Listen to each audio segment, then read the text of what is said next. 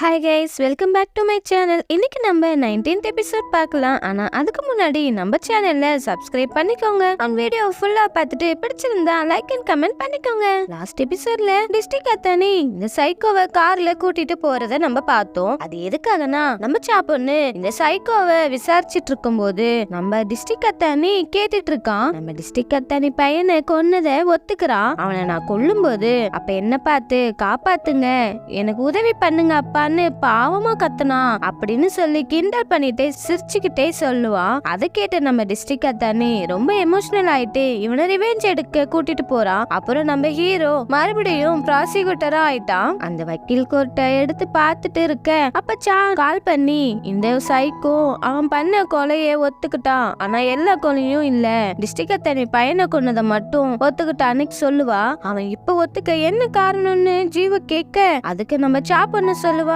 இவன் சொன்னதை எல்லாரும் கேட்டுட்டாங்க, அதனாலதான் அவன் மத்த கொலையை ஒத்துக்காம இதை மட்டும் ஒத்துக்கிட்டான்னு சொல்லுவா. ஹீரோவும் இந்த சைக்கோவும் டிஸ்ட்ரிக்ட் அத்தானியும் எங்க போயிருக்காங்கன்னு தேட போறான். அப்ப நம்ம பாங்கி வந்து வீட்டுக்குள்ள என்ட்ரி ஆகுறா. ஜீவு அவசரமா போறத பார்த்துட்டு ஏதாச்சும் ப்ராப்ளமானு கேக்குறா. ஜீவுக்கும் நான் முக்கியமான வேலையா போறேன் அப்படின்னு சொல்ல அதுக்கு பாங்கி நானும் உங்ககிட்ட ஒண்ணு சொல்ல, டிஸ்ட்ரிக்ட் அத்தானி என்கிட்ட மன்னிப்பு கேட்டாரு அப்படின்னு சொல்லுவா. அப்போ ஜீவுக்கு சொல்லுவான், என்ன அவரு உன்கிட்ட மன்னிப்பு கேட்டாரா? அப்போ ஜீவுக்கு யோசிச்சுட்டு இத நான் எதிர்பார்க்கல, டிஸ்ட்ரிக்ட் அத்தானிக்கும் இதுல ஏதாச்சும் சம்பந்தம் இருக்கான்னு பார்க்கதான் போறேன்னு சொல்லிட்டு ரெண்டு பேரும் கிளம்பி போறாங்க. டிஸ்ட்ரிக்ட் அத்தானி மன்னிப்பு கேட்டத பாங்கி அப்பா மேல போட்ட பொய் கேஸுக்காக இல்ல, அவன் பையனை கொன்னது நம்ம பாங்கி இல்லன்னு உண்மை தெரிஞ்சதுனாலதான் பாங்கி கிட்ட மன்னிப்பு கேக்குறான். அப்புறம் டிஸ்ட்ரிக்ட் அத்தானி அவன் பையனை எந்த இடத்துல கொன்னானோ அதே இடத்துல இந்த சைக்கோவை கூட்டிட்டு வந்து பழக்குறான். இப்போ நம்ம பாங்கியும் ஜீவுக்கும் கார்ல பேசிட்டே வராங்க.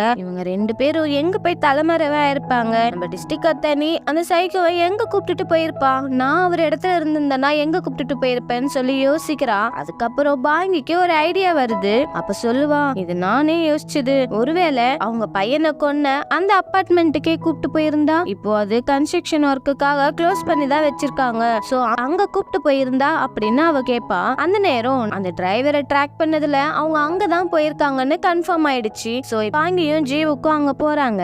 இவங்க அங்க போறதுக்குள்ள என்னோட அப்பாவி பையனை கொன்னது நீதானேன்னு சொல்லி நம்ம சைக்கோவை போட்டு இவன் அடிக்கிறான். அதுக்கு அந்த சைக்கோ சொல்லுவான், உன் பையன் வேணா அப்பாவியா இருக்கலாம், ஆனா நீ கிடையாதுல்லன்னு கேக்குறான். அதுக்கு நம்ம டிஸ்ட்ரிக்ட் அத்தானி ஒண்ணுமே புரியாம முழிச்சிட்டு இருக்க இந்த சைக்கோவும் சொல்றான், 13 வருஷத்துக்கு முன்னாடி என்னுடைய லவ்வரை நாசம் பண்ணி கொன்ன மிருகங்களை நீதானே வாதாடி விடுதலை வாங்கி கொடுத்த, உன்னை பழிவாங்க தான் உன் பையனை கொன்னன்னு சொல்றான். டிஸ்ட்ரிக்ட் அத்தானி கோவமா கத்தி எடுத்து குத்த வரும்போது நம்ம சைக்கோ சும்மா இருப்பானா, அவனை பிடிச்சு தள்ளி விட்டுருவான். கரெக்டா அந்த நேரம் ஜீவுக்கும் பாங்கியும் அங்க வந்துருவாங்க. அப்ப சைக்கோ தப்பிச்சு ஓட பார்க்க ஜீவுக்கு அவனை துரத்திட்டே போறான். அப்படியே இவங்களுக்கும் செம்ம ஃபைட் வந்துருது. ஜீவுக்கு ஃபைட் பண்ண கொஞ்சம் ஸ்ட்ரகிள் ஆயிடுறான். பாங்கி அங்க இருந்து ஓடி வந்து சைக்கோவை நெஞ்சிலேயே ஒரு உத விடுறா. அவ்வளவுதான், அவனும் சுருண்டு விழுந்துடுறான். ஜீவுக்கு ஷாக் ஆயிட்டு நீ அடிச்சேன்னு ஆச்சரியமா பாக்குறான். சைக்கோவை போலீஸ் அரெஸ்ட் பண்ணிடுறாங்க. கூடவே டிஸ்ட்ரிக்ட் அத்தானியும் அரெஸ்ட் பண்றாங்க. நீங்க சட்டத்துக்கு எதிராக கொலை முயற்சி பண்ணதாக தான் உங்களை நாங்க அரெஸ்ட் பண்றோம்னு சொல்லுவா. ஒரு வழியா எல்லாம் முடிச்சுட்டு பாங்கி சொல்றா, இங்கதான் எல்லாமே ஸ்டார்ட் ஆச்சு, இங்கேயே எல்லாமே முடிஞ்சதுன்னு சொல்லிட்டு நம்ம கொஞ்சம் பேசலாமான்னு ஜீவுக்க கேக்குறா. இவங்க ரெண்டு பேரும் அவங்க மெமரிஸ ஷேர் பண்ணிக்கிறாங்க.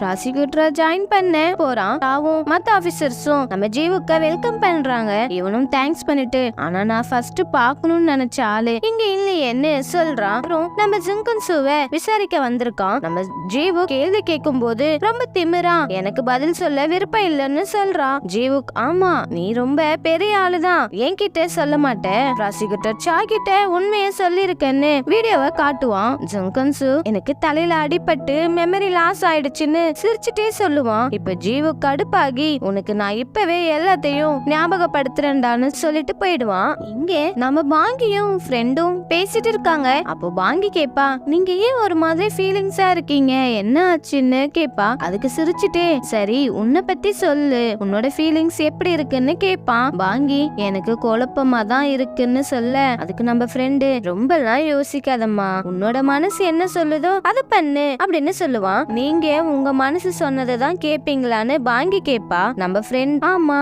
நான் என்னுடைய மனசு சொல்றதை தான் கேப்பேன் பண்ணிருப்பேன். இப்பயும் ஒருத்திய நான் சின்சியரா லவ் பண்ணிட்டு தான் இருக்கேன்னு அவன் நினைச்சு பார்த்துட்டு நம்ம ஃப்ரெண்டு சொல்லுவான். இப்படி இவங்க 2 பேரும் பேசி முடிச்சுட்டு அப்புறம் மீட்டிங் ரூம்ல எப்பவும் போல நம்ம பாஸ் மிஸ்டர் பேங்க் நீங்க ப்ராசிக்யூட்டர் ஆபீசரா ஜாயின் பண்ண போறீங்களான்னு கேட்பான். அதுக்கு நம்ம பேங்க் சொல்லுவான், ஆமா எக்ஸ்பீரியன்ஸ் இன்வெஸ்டிகேட்டரா வேக்கன்ட் இருக்குன்னு சொன்னாங்க, சோ நான் ஜாயின் பண்ண போறேன்னு சொல்லிட்டு இப்போ நம்ம ஜீவ கூட ப்ராசிக்யூட்டரா ஆயிட்டான் அப்படின்னு சொல்லுவான். நம்ம பாஸ் அதுக்கு நான் ஆனுவல் இன்கம்ல 20% இன்க்ரீஸ் பண்றேன்டா, நீ இங்கேயே இருன்னு கேட்பான். அதுக்கு நம்ம பேங்க் சொல்லுவான், என்ன காசு கொடுத்து விலைக்கு வாங்க பாக்குறீங்களா, 50% ஓகே அப்படின்னு சொல்ல நம்ம பாஸ் என்னடா நீ ஓவரா ஆசைப்படுற அப்படின்னு சொல்லி கலாச்சிட்டு இருக்கும் போது நம்ம ஜீவுக்கு டென்ஷன் ஆகி ஒரு நாளாவது ப்ராப்பர் மீட்டிங் நடத்த விடுறீங்களா, இன்னைக்கு நம்ம ஒழுங்கா மீட்டிங்க நடத்தி ஆகணும், ஒழுங்கா எல்லாரும் ஃபோக்கஸ் பண்ணுங்க அப்படின்னு சொல்லுவான். சார் சொல்லுவான், ஆமா ஜோக்கன்ஸ் கேஸுக்காக தான் நம்ம இங்க எல்லாரும் அசம்பிள் ஆயிருக்கோம்னு சொல்லிட்டு நம்ம பாஸ்க்கு தேங்க்ஸ் சொல்லுவா. அதுக்கு நம்ம பாஸ் என்ன இன்னைக்கு நான் தான் உனக்கு கிடைச்சனா அப்படின்னு சொல்லிட்டு இருக்கும் போது நம்ம ஜீவுக்கு சொல்லுவான், அவன் உண்மையை எதுவும் ஒத்துக்க மாட்டேன்றான், சோ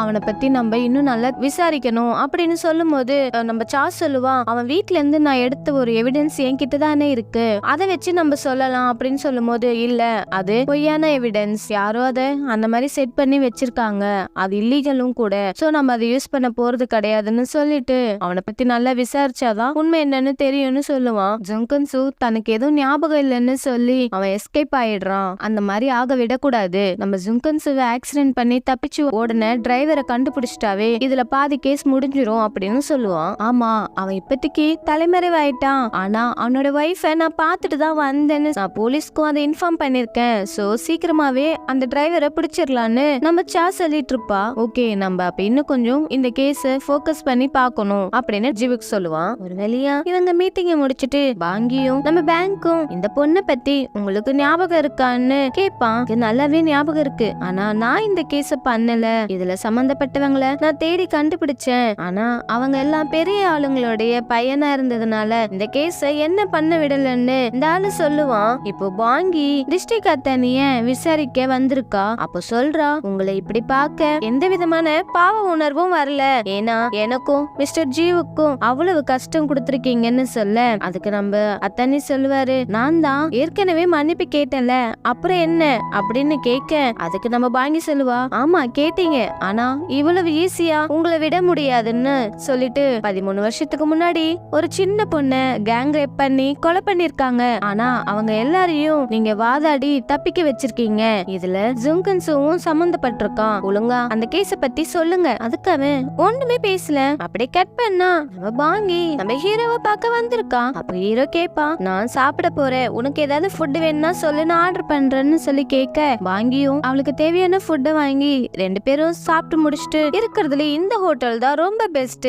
நல்ல டேஸ்டா இருந்துச்சுப்பா அப்படின்னு பாங்கி சொல்லுவான். அப்புறம் நம்ம டிஸ்ட்ரிக்ட் அத்தானிய போய் விசாரிச்சதையும் சொல்றா. ஒரு சின்ன பொண்ணை கேங் ரேப் பண்ணிருக்காங்க, இதுல இன்வால்வ் ஆன ஒரு சில பேரு பெரிய குடும்பத்தை சேர்ந்தவங்க, அதனால அவங்க பேரண்ட்ஸ் இந்த கேஸ பணத்தை கொடுத்து மூடி மறைச்சிட்டாங்க, கடைசியில அந்த பொண்ணு மேலேயே பழிய போட்டுட்டாங்க, அதனால அந்த பொண்ணு அவளோட வாழ்க்கைய முடிச்சுக்கிட்டா. இந்த கேஸ எடுத்து நடத்தி தப்பு செஞ்சவங்களுக்கு தண்டனை வாங்கி தராம தப்பிக்க விட்டது யாருன்னா ஜங்மு யங் அப்படின்னு நம்ம டிஸ்ட்ரிக்ட் அத்தானியே தான் சொல்றா. அதுக்கு ரிவெஞ்ச் எடுக்கத்தான் ஜுங்கன்சு நம்ம டிஸ்ட்ரிக்ட் அத்தானி பையனை கொலை பண்ணிட்டான்னு சொல்றா.